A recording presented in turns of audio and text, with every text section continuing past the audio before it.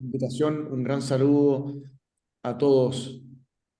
Voy a contarle, voy a tratar de ser breve porque me imagino que hay muchas preguntas sobre, no solamente sobre los temas de la Comisión 2, que son temas más técnicos, sino que también sobre algunos otros asuntos relacionados con otros temas del proceso de contenidos y también del proceso propiamente tal.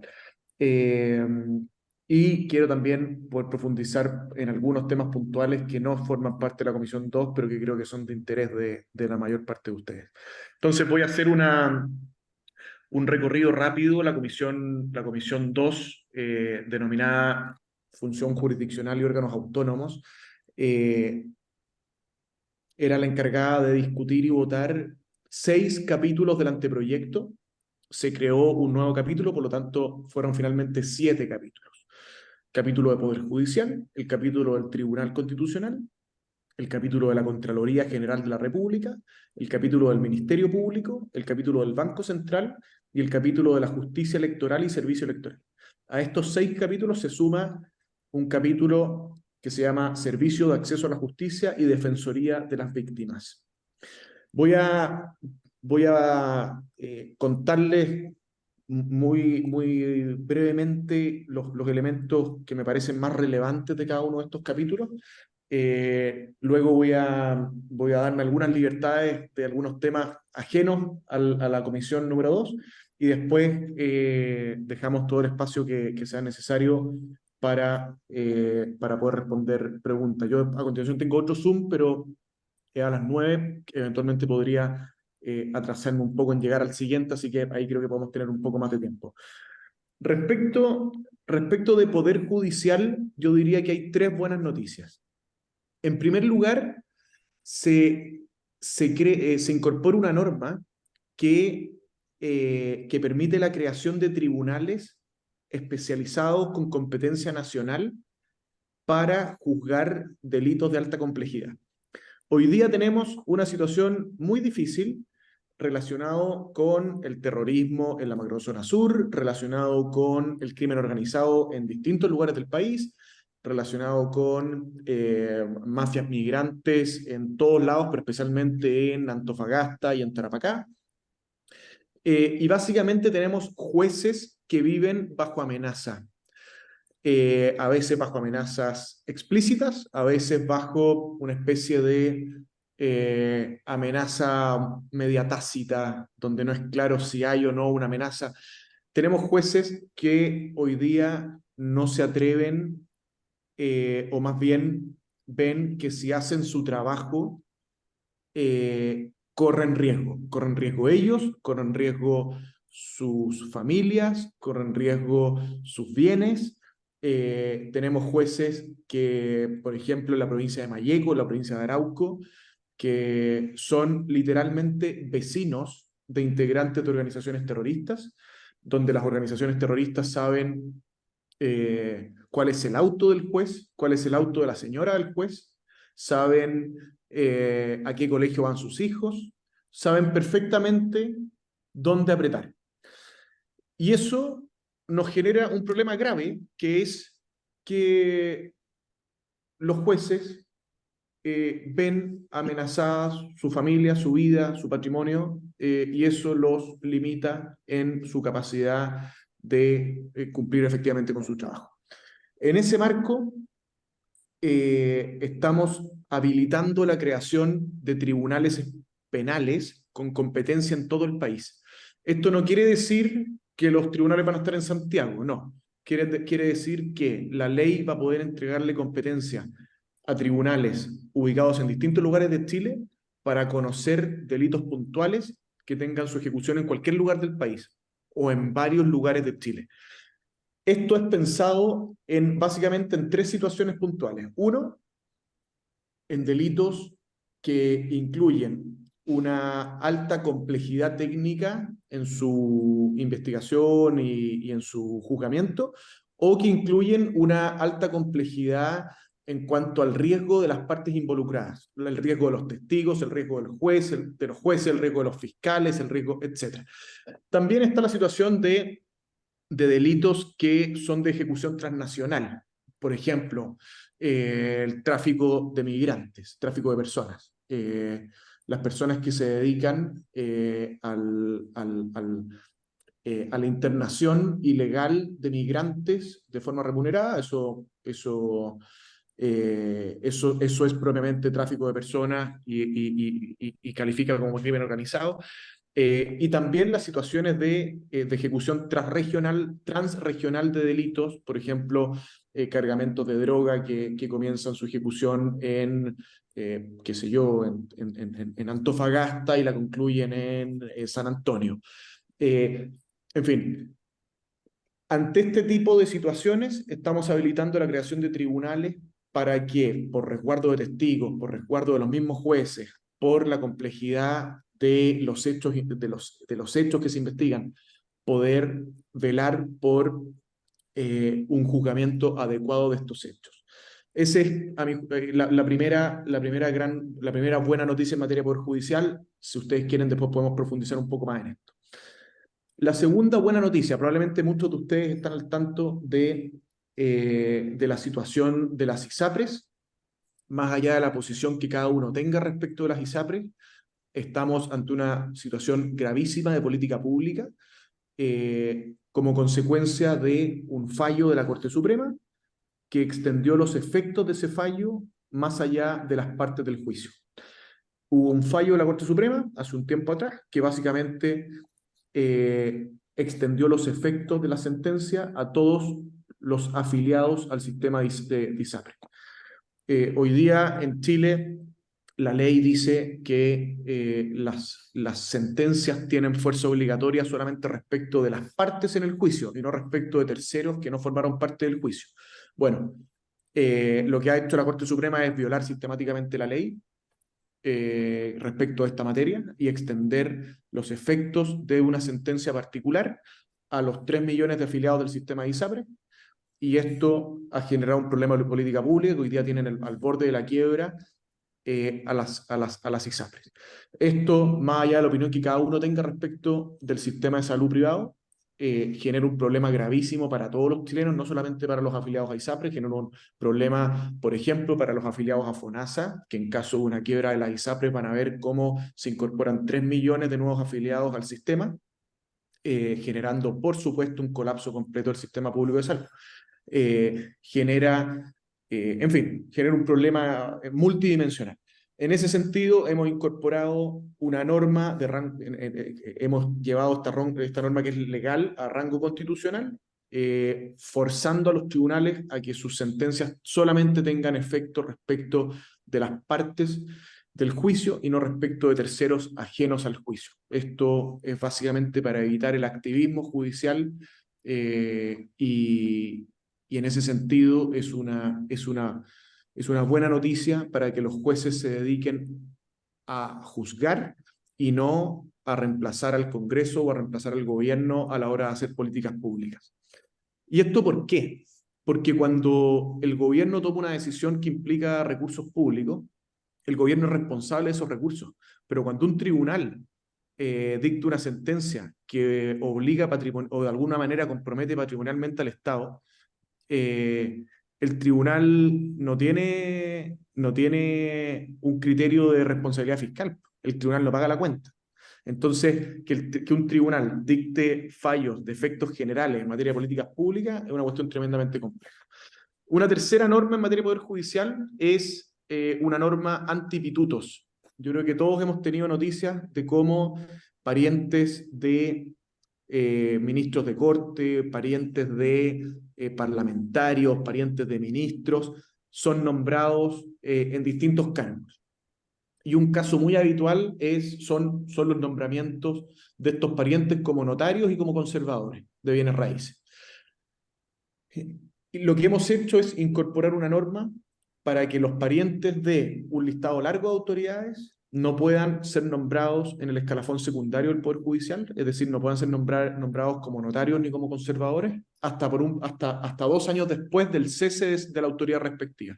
Y esto impide básicamente esta lógica del pituto de instalar a los parientes en estos cargos que son además especialmente bien remunerados. Pasando a el Tribunal Constitucional. En el Tribunal Constitucional hay dos muy buenas noticias. Probablemente muchos de ustedes vieron que la comisión experta en el anteproyecto había eliminado el control preventivo. Yo no sé si ustedes han escuchado sobre esta discusión. ¿Cuál es el control preventivo? Cuando se está en el proceso de formación de la ley en el Congreso, eh, se puede vulnerar la Constitución. Básicamente, se puede en el Congreso aprobar una ley o una disposición dentro de un proyecto de ley que infringe la Constitución. En el ámbito de la tramitación de la ley, no una vez que es promulgada y publicada, sino que en la tramitación de la ley, cuando se aprueba una disposición inconstitucional. Ese es el control preventivo, poder pedirle al Tribunal Constitucional que declare que esa norma es inconstitucional. A la izquierda esto no le gusta y lo eliminaron del anteproyecto. Nosotros lo pudimos reponer y hoy día el proyecto constitucional vuelve a tener control preventivo de constitucionalidad. Y esto es importante porque finalmente la Constitución es expresión de la soberanía. La Constitución, de alguna manera, es la forma como la nación limita el poder de quien lo ejerce, limita el poder del gobernante. La Constitución, por definición, es una limitación del poder. La Constitución, al definir cuáles son las atribuciones del presidente de la República, limita el actuar del presidente a esas atribuciones y no a otras. Cuando dice que los tribunales tienen que actuar de determinada manera, limita el actuar de los tribunales a esa manera y no a otra, etc. Por lo tanto, poder controlar la constitucionalidad del proceso de formación de la ley es fundamental para que el Congreso respete la Constitución y por lo tanto respete a la nación a la hora de ejercer el poder.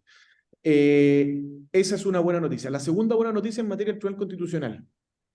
Aprobamos la facultad del Tribunal Constitucional para declarar la inconstitucionalidad de los partidos políticos y de todo tipo de organizaciones cuando estas no respetan los principios básicos del régimen democrático o cuando estas usan la violencia como forma de acción política. Norma que el Partido Comunista votó en contra, por supuesto, además de muchas otras cosas que ha votado en contra, casi todas.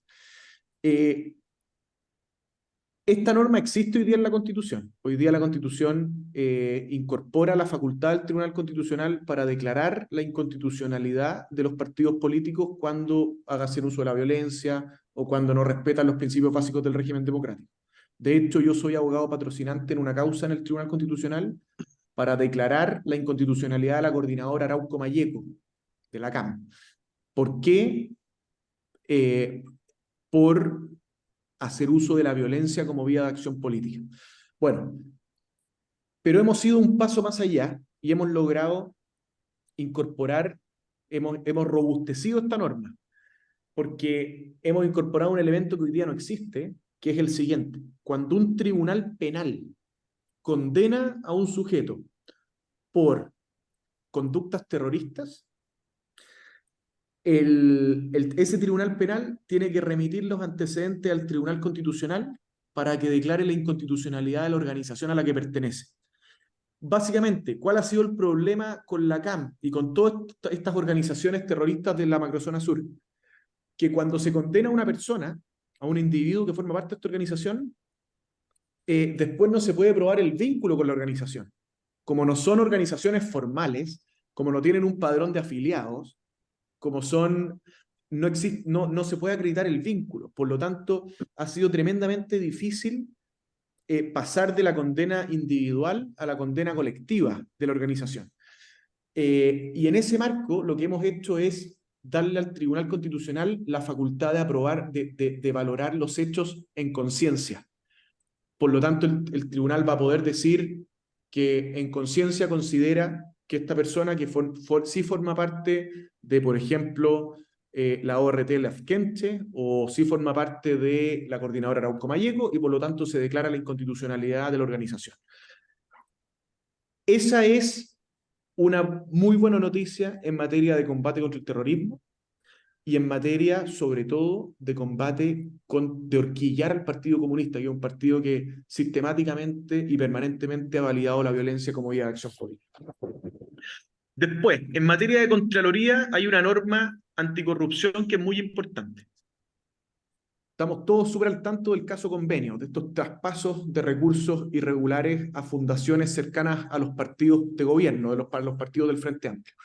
Bueno, hemos incorporado una norma que dice lo siguiente, más o menos lo siguiente, porque exactamente de memoria no me la sé, pero dice que cuando se transfieren recursos públicos a organizaciones privadas para el cumplimiento de un fin particular, de un fin determinado, la Contraloría podrá revisar que los recursos hayan sido destinados a ese fin y no a uno distinto.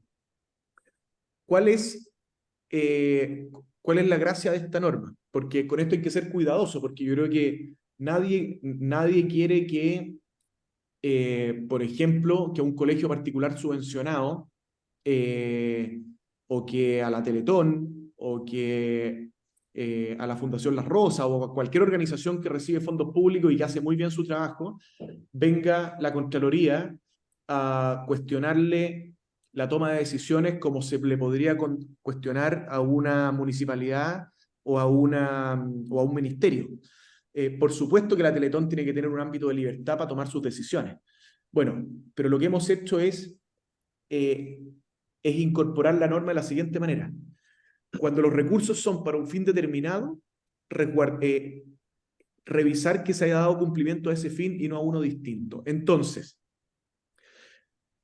si la Teletón recibe recursos, por ejemplo, para comprar equipamiento, la Contraloría va a poder pedirle, a ver, muéstreme las facturas de la compra del equipamiento y que no haya gastado esa plata, por ejemplo, en pago de remuneraciones.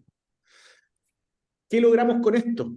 Que cuando vuelvan a transferir recursos públicos a fundaciones cercanas al gobierno, no pueda Camila Polisi partir a comprar lencería, porque tenga que usar la plata para el fin para el cual recibió los recursos y no para uno distinto. De esa manera, atamos de mano a las fundaciones cercanas al gobierno que quieren recibir plata finalmente para hacer política y para darse gustos como eso, pero no perjudicamos a organizaciones que hacen bien su trabajo, como la Teletón, como la Fundación Las Rosas, como tantos colegios subvencionados que hacen su trabajo de manera impecable y tantas otras organizaciones de la sociedad civil que hacen bien su trabajo, juntas de vecinos, etc.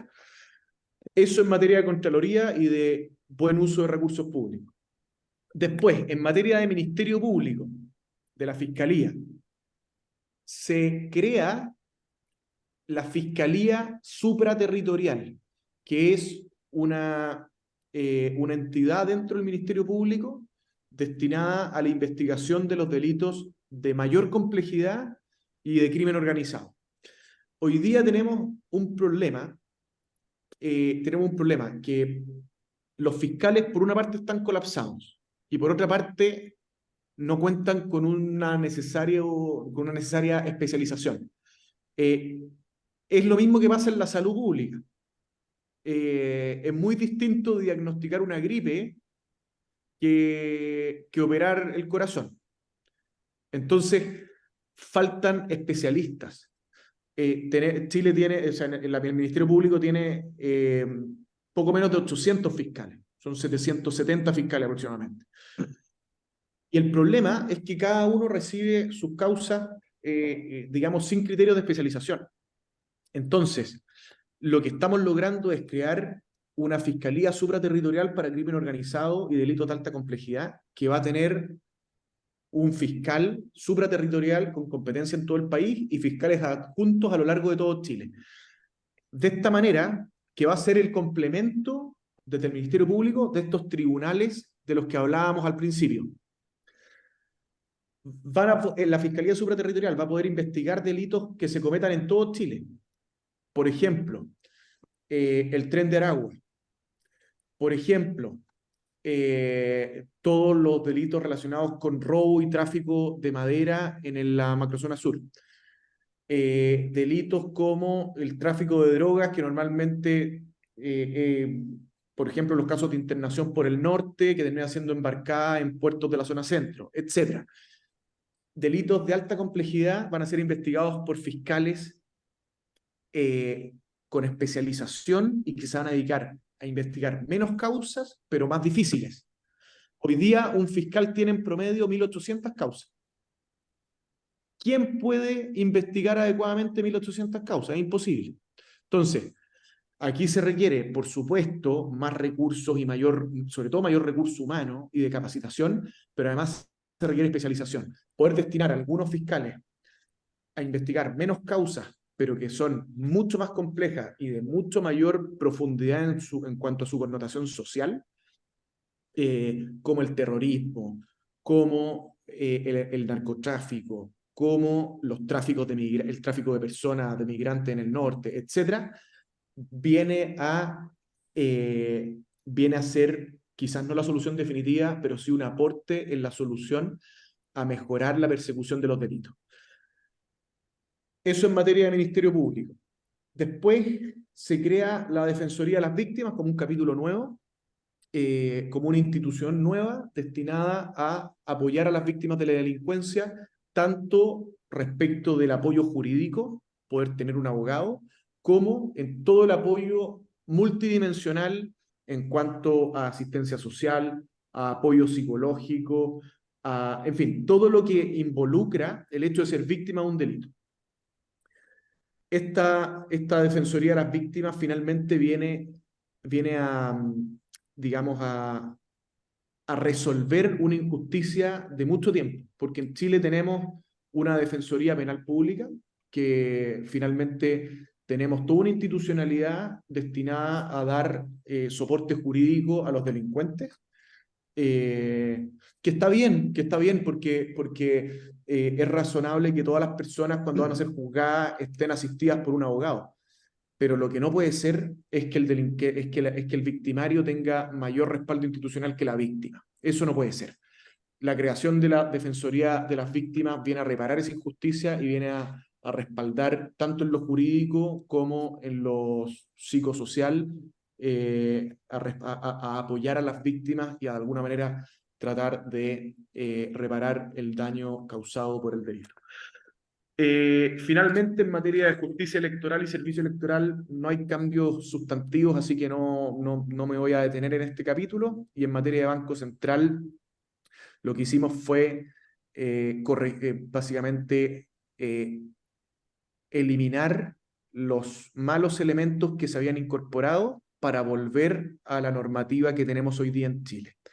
Eso fue lo que se hizo para dar certeza y mantener la estabilidad y el prestigio que ha caracterizado al Banco Central durante tanto tiempo. Eso es respecto de la comisión que yo tuve que presidir. Traté de ser lo más preciso posible. Quiero rápidamente mencionar algunos temas de otras comisiones para luego dar espacio a preguntas. Quiero, en primer lugar, referirme a los temas de Fuerzas Armadas y Fuerzas de Orden y Seguridad. Y quiero hacerlo porque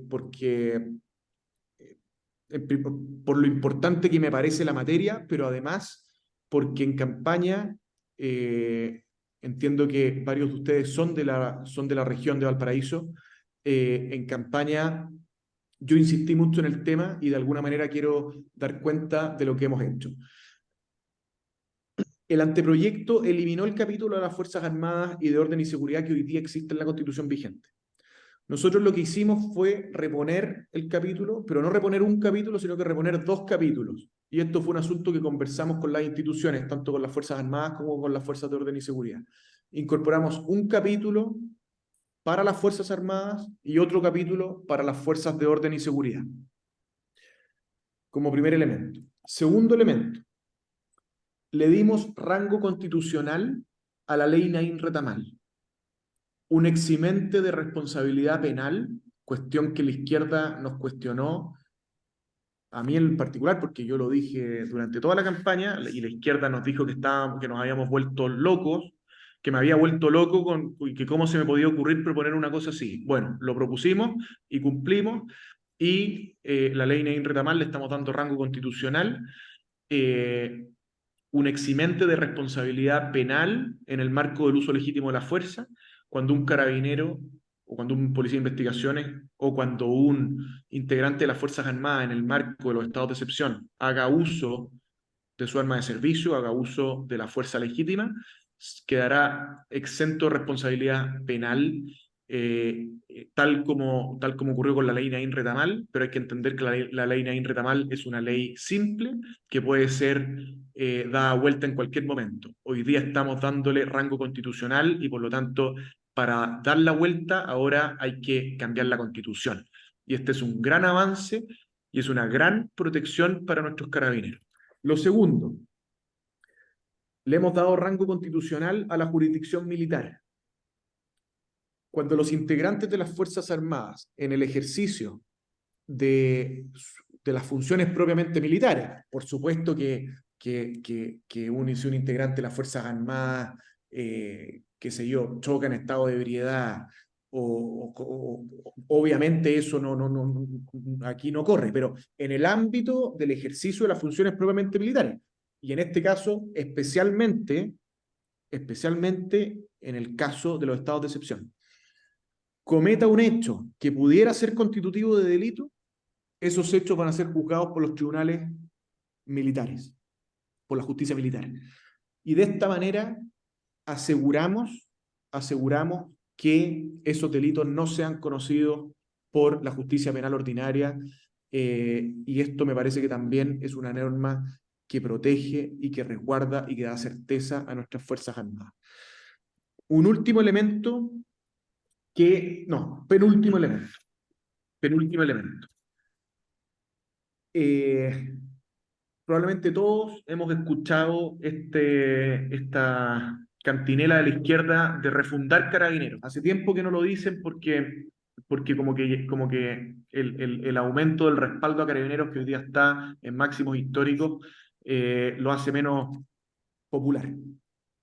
Pero, ¿qué significa refundar a Carabineros? Es súper preciso, significa quitarle su carácter militar y transformarlo en una policía civil. Eso significa refundar a Carabineros. Hoy día en la Constitución vigente, Carabineros no es una institución policial de carácter militar. Ese carácter militar está en su ley orgánica. Por lo tanto, hoy día para la izquierda es relativamente fácil modificar, refundar Carabineros, eliminar el carácter militar de Carabineros y generar una transformación de la institución, transformándolo en una policía civil y borrando toda su cultura institucional, toda su tradición y todo lo que significa hoy día Carabineros, no solo para la interna de la institución, sino que para toda la sociedad chilena. Bueno, lo que hemos hecho es darle rango constitucional al carácter militar de Carabineros, cuestión que también fue un anuncio de campaña que no sabíamos si íbamos a poder lograr. Por eso no son promesas de campaña, son compromisos de tratar de lograrlo, lo logramos. Hoy día Carabineros quedó como una institución policial técnica de carácter militar.